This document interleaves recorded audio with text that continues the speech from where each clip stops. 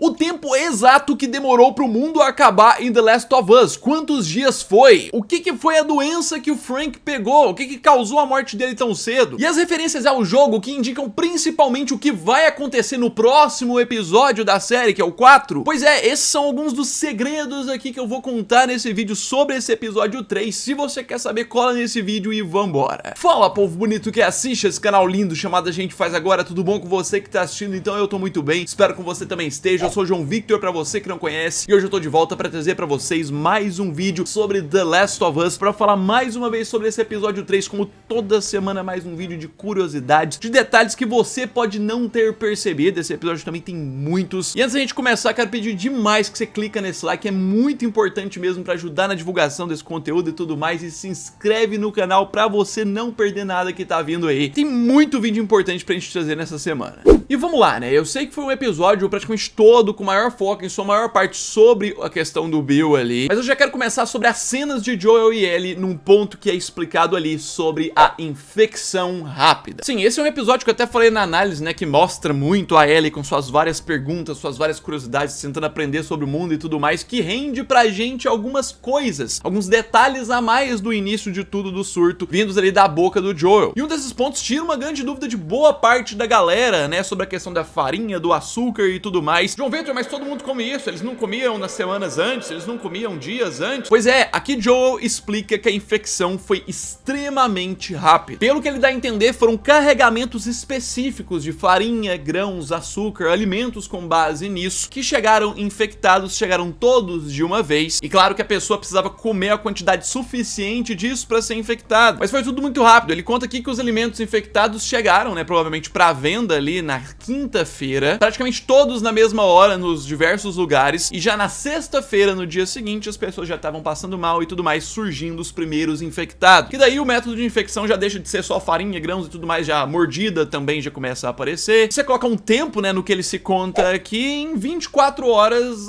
o caos já estava instaurado na sociedade. Bem interessante esse ponto, mas desse a gente parte para um outro ponto, sobre o tempo que demorou para o mundo acabar. Esse é bem interessante. Fim do mundo em 3 dias.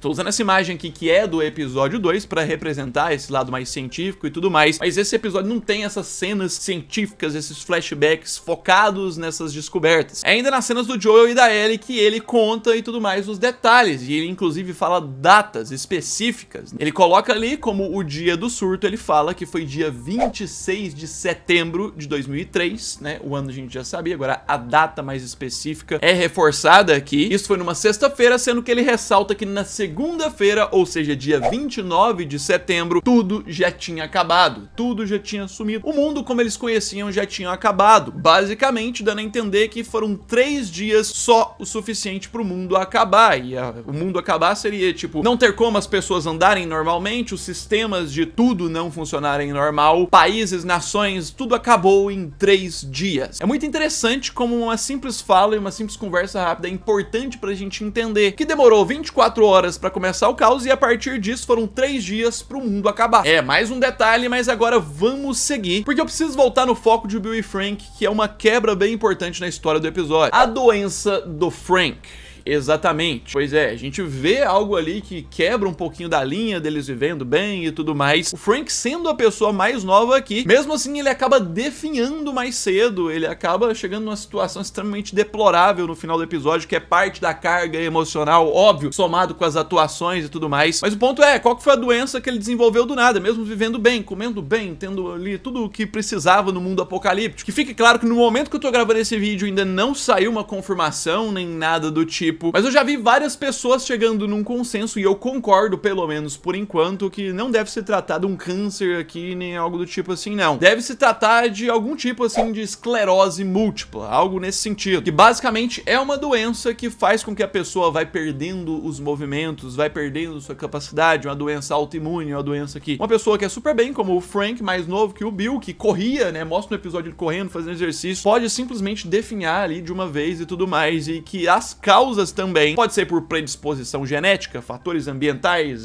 falta de algum tipo de vitamina, tem vários pontos. Então é bem provável, principalmente por essa característica de definhar, de movimentos limitados e tudo mais, é bem provável que ele tenha desenvolvido algo desse tipo, esclerose múltipla. Óbvio, eu sei que tem a galera que segue, que é da área médica e tudo mais. Coloca aí uma outra coisa que você acha que se aproxima mais do que isso, caso você não concorde com o que eu falei. Se os produtores também aparecerem confirmando, eu vou trazer um outro vídeo aqui explicando em mais detalhes, mas isso é o mais a se acreditar. E vamos seguir pro próximo ponto, próximo pontinho de referência, que também é sobre a parte ali de Bill e Frank, que é meio que uma reflexão gerada ali bem por cima do episódio sobre sobrevivência. Suprimentos não é sinal de sobrevivência. Sim, é uma ideia que basicamente de todas as produções, jogos e tudo mais, pós-apocalípticas, ela é criada, né? É pré-estabelecido que se você tem suprimentos, você consegue sobreviver mais tempo e tudo mais. No geral é isso em sua maioria, mas não é uma via de regra, esse episódio prova isso. Você vê o Joel, por exemplo, passou os últimos 20 anos nas piores condições, vivendo na raça, comendo as piores comidas, só lixo, envelhecendo, ficando cada vez mais lascado fisicamente, trabalhando pra não ter quase nenhuma recompensa, não tendo descanso praticamente, e tá vivo inteiro até hoje, até por uma capacidade de adaptação e costume. Já Bill e Frank passaram anos, os últimos 20 anos, tendo do bom e do melhor, principalmente o Bill, né, que foi os 20 anos completos assim, tendo das melhores bases de sobrevivência, tendo todas as comidas gostosas de qualidade, saudáveis, né, que eles poderiam ter, e mesmo assim definharam e morreram antes do Joel e de outras pessoas que estão em situações muito piores. É um sinal, é um detalhe do episódio que dá aquele toque. Olha, vocês estão acostumados com a ideia de que sobrevivência é ter suprimento? Nem sempre é isso. É um toque interessante, um segredinho ali por trás do contexto do episódio. Mas a gente segue pro próximo ponto, que já é referência importante ao jogo, que já dá ideia de como essa história vai continuar. A caminhonete de Pittsburgh, né? Assim, a caminhonete não é de Pittsburgh, mas eu falo a caminhonete de Pittsburgh porque no jogo é a caminhonete que vai levar eles até Pittsburgh. Desde a época das gravações eu tinha mostrado essa caminhonete aqui pra vocês no canal, né? Que tinha vazado a similaridade dela com a do jogo, a pintura, os detalhes, né? Óbvio que no jogo é mais envelhecida e tal, mas, filho, muito similar o formato. E sim, esse fato deles encontrarem a caminhonete no final e seguirem seu caminho e tudo mais em frente indica o próximo arco da história que vai seguir o padrão. Se esse episódio 3 foi bem polêmico porque foi o que mais fugiu da história original, aqui dá uma ideia da reaproximação. No caso, uma mudança que tem é o nome da cidade. Aqui não vai ser Pittsburgh, né, a cidade que eles vão parar, isso já tinha sido confirmado, é Kansas City, que vai representar a cidade do jogo onde eles vão enfrentar os novos inimigos, os caçadores, que na série tem um aprofundamento muito maior também. Eu vou falar mais disso, só que antes eu tenho que falar de um outro detalhe que colabora para essa continuidade da história, um outro detalhe bem igual ao jogo, e esse é mais legal ainda visualmente, assim, a roupa da Ellie. Sim,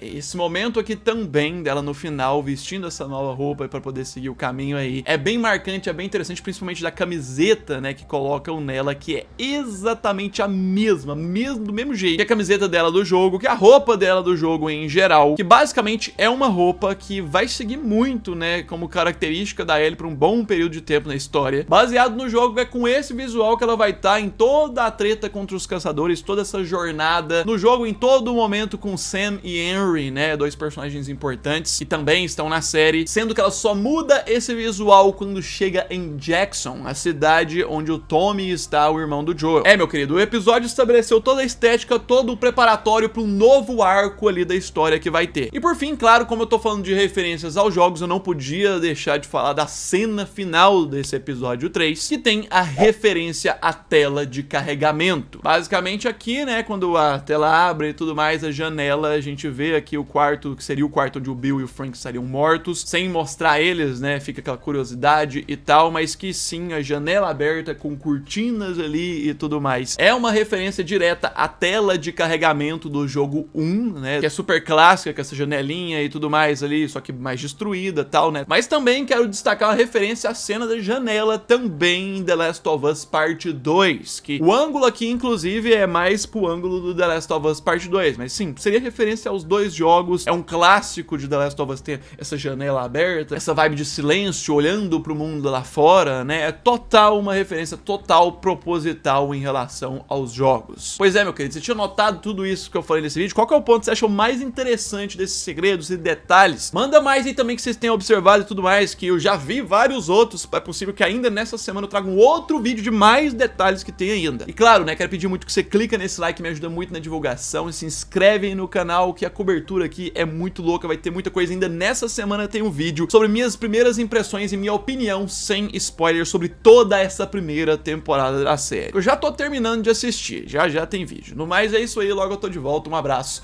fui!